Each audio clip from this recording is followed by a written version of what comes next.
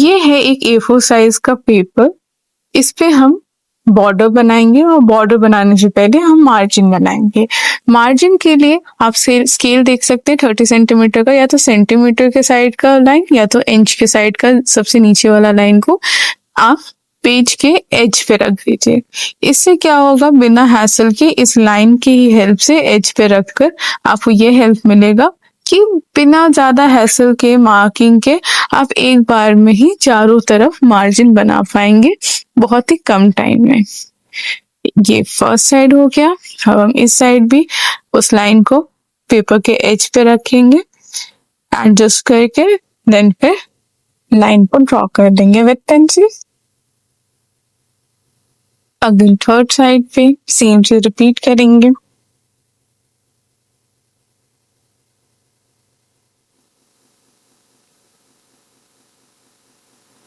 तो यहाँ पे स्पाइरल है तो पेपर पे मतलब अच्छे से रखा नहीं पाएगा, तो हम लोग उसी का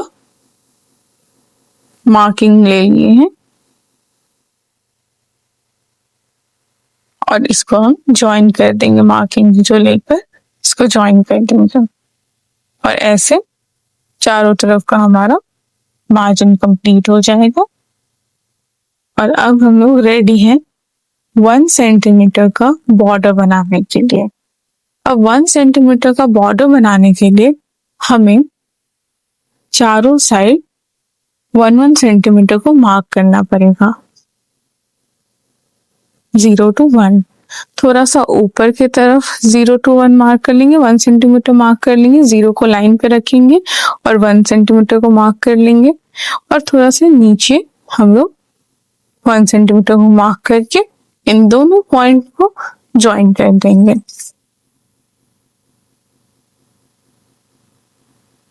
बिल्कुल ऐसे ही। उसके बाद नेक्स्ट साइड में भी हम 1 सेंटीमीटर को मार्क करेंगे।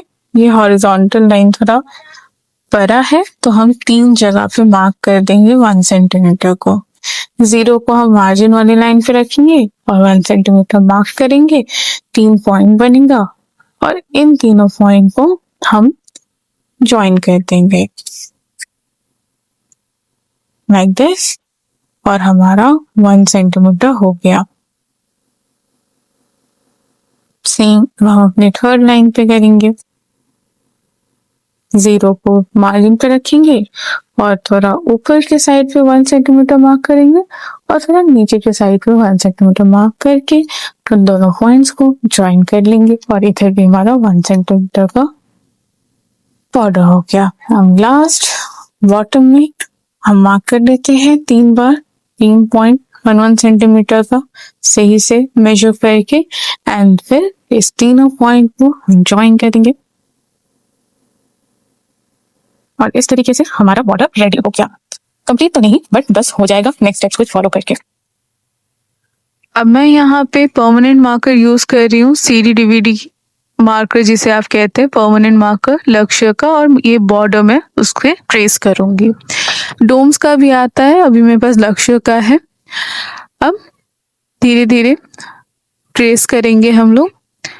मैं थोड़ा स्पीड में ट्रेस कर रही हूँ, ड्रॉ कर रही हूँ लाइन को, लेकिन आप बहुत ही आराम से ट्रेस कीजिए लाइंस को।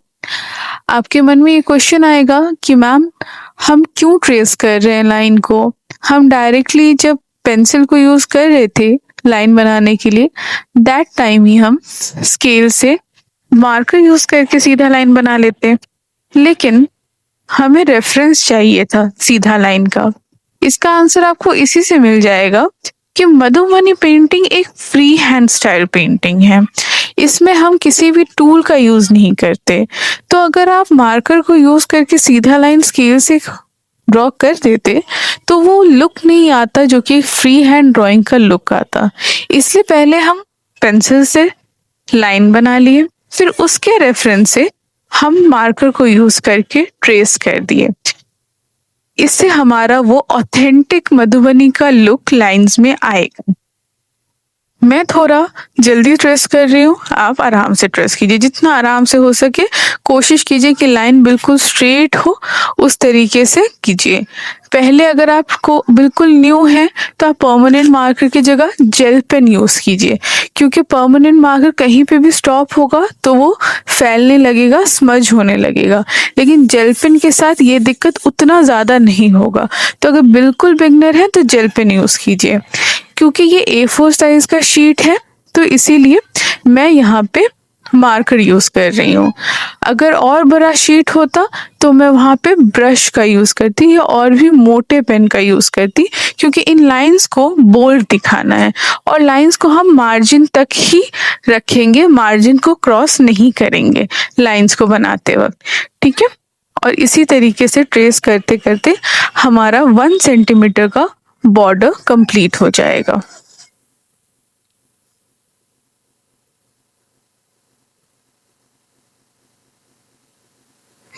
विद प्रैक्टिस आप देखेंगे कि आप बिना स्केल के भी आप सीधा लाइन बना पा रहे हैं। अपने माइंड से ही, अपने प्रैक्टिस से ही आप अपने आप ही 1 सेंटीमीटर के लगभग का गैप का आप बॉर्डर बना ले रहे हैं। ये आपका बॉर्डर बन गया। अब बॉर्डर का भी हम आउटलाइन बनाते हैं। तो उस आउटलाइन को बनाने के लिए फिर से, जस्ट बिकॉज हम ये सोच के कर रहे हैं कि हम बिगनर हैं, फिर से हम स्केल का यूज़ करेंगे और पेंसिल का यूज़ करेंगे और जितना क्लोज हो सके उस लाइन को ड्रॉ करेंगे। बस इतना ही क्लोज होना चाहिए कि बीच में जो भी वाइट लाइन बचे वहां पे वो टच ना करे। हमारा जो आउटलाइन है उसको जब हम मार्कर से ट्रेस करेंगे पेंसिल के ऊपर तो वो जो हमारा बॉर्डर बना है उसको वो टच ना करे। आउटलाइन का यही रूल है कि जो भी हमारा बॉर्डर है, चाहे पेंटिंग का चाहे नॉर्मल बॉर्डर का, वो आउटलाइन टच नहीं होना चाहिए।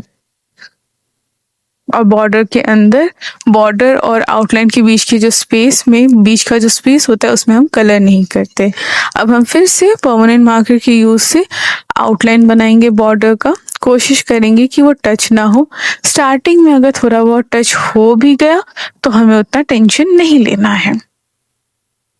हम बॉर्डर इसलिए बनाते हैं ताकि सारी चीजें उभर के दिखें। ऐसा ना हो कि अंदर कलर किए और वो बॉर्डर के साथ मिलकर वो उठ नहीं रहा है, वो दिख नहीं रहा है, उतने अच्छे से हाईलाइट नहीं हो रहा है। बट जस्ट बिकॉज एक डबल लाइन कर देने से, यानी कि आउटलाइन कर देने से, हमको ये लुक मिलता है कि हर एक चीज अच्छे से उभर के आइस तक हमारे पहुंचती है मधुबनी पेंटिंग में।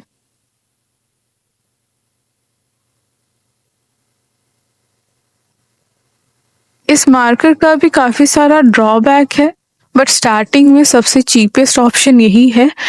आगे जैसे जैसे प्रैक्टिस होते जाएगा हम निब पेन और डिप पेन पे भी बढ़ेंगे, लेकिन स्टार्टिंग के कुछ पेंटिंग्स आप इसी मार्कर से कीजिए। फिर आप पॉस्का पे जा सकते हैं, पॉस्का मार्कर्स यूज कर सकते हैं, आप निब पेन या डिप पेन का यूज कर सकते हैं। इन सब से आपका तब यूज करिएगा जब थोड़ा आपका हाथ बैठ जाए।